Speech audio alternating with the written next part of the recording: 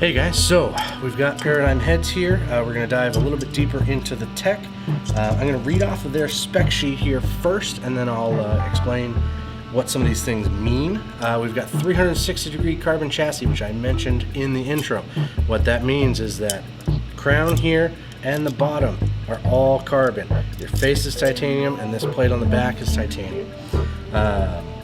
43% lighter than its titanium counterpart, something to make note of. Speed and stability from Jailbreak. Jailbreak has been around for a long time. This is a new iteration of it. It's an AI jailbreak, so it's designed by their supercomputers at Callaway.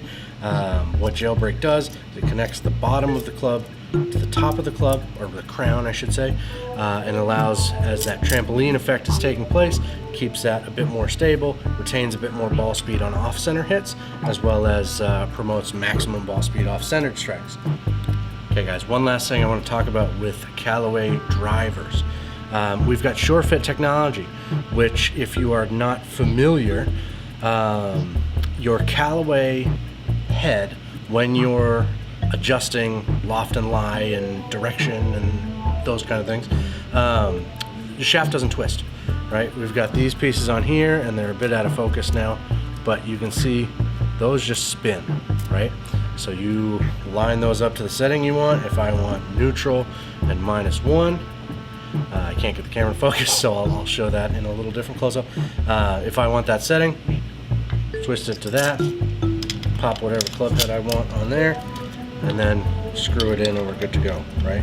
So, all right guys, let's take a look at the data now. I'll put the numbers up on screen. Paradym, Paradym X, Paradym Triple Diamond, kind of the story you would expect.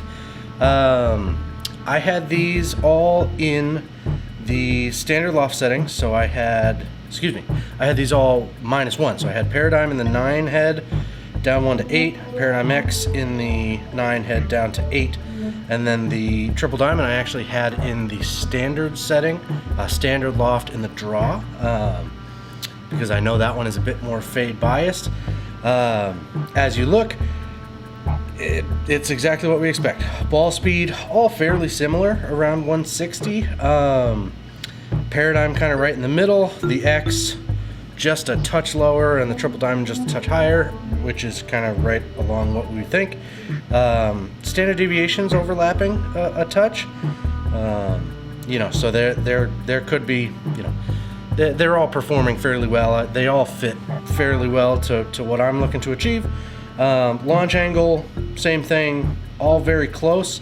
Paradym X launching slightly higher. That would have been the highest lofted option of the three, because they were all lofted at 8, but the X is a bit more draw bias, a bit higher spinning.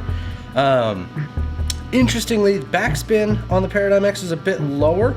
All these overlap a bit. Paradym, I was playing a cut, as you can see on the ball flight here, starting it left, cutting it back towards target.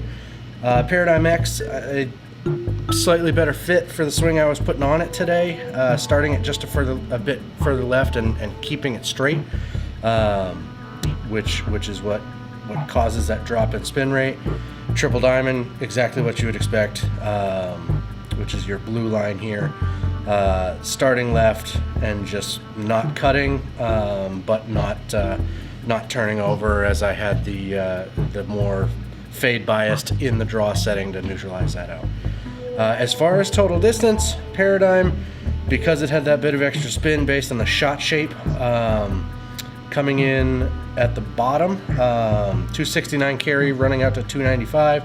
Paradym X 276, that's the longest carry average, but these standard deviations overlap a bit, running to 304. Paradym Triple Diamond 275 running out to 306. These are all reasonable. I could hit these numbers with any of these drivers in the same settings, if I got the fit more appropriate, but this is just kind of how they're set up, how they're marketed off the shelf. One more interesting one that I want to look at is I took the Triple Diamond and I put it in what I call the bomber setting. So I had the 8-degree head, lofted it down to 7 and left it neutral. You'll notice if you look at ball flight, it did get that bit of a fade back towards target, but look at these distance numbers. Ball speed jumps, taking a bit of loft off. Ball speed jumps almost 4 miles an hour, which is pretty significant. That's delivery too. I'm probably going after it a bit more, but I was going after all of them. I wasn't leaving anything on the table with the triple diamond in the regular settings either. Launching a bit lower, that'll have something to do with it. I also moved the weight forward, so I had the weight port in the back with this initial test, weight port forward with this bomber test. Launching a bit lower, spinning a bit lower, starting left and cutting back to target. And look at this, I picked up 7 yards of carry and 9 yards of total distance. I actually hit a couple balls in here that were 320, that's huge for me. That's not a number that is normally in my reach. So all in all, if we go back to the total overview here, they're all very reasonable.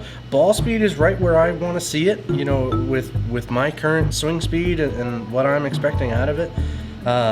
They all perform well. They all fit differently. They all produce slightly different ball flights, and I think that's the most important thing is, we're going to talk about mishits with these heads. We're going to talk about mishits because that's what our marketing is for now. We're talking about as you spray it across this face, how does it respond in terms of ball speed, direction, those kind of things. And that there is something to that.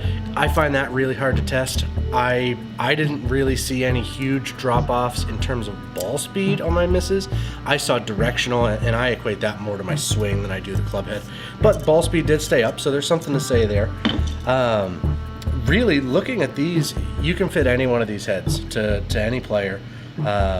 It's all about getting the right loft, shaft, and settings, and they're all great performers. I think they're gonna really perform very, very well in the market this year. All right, thank you guys.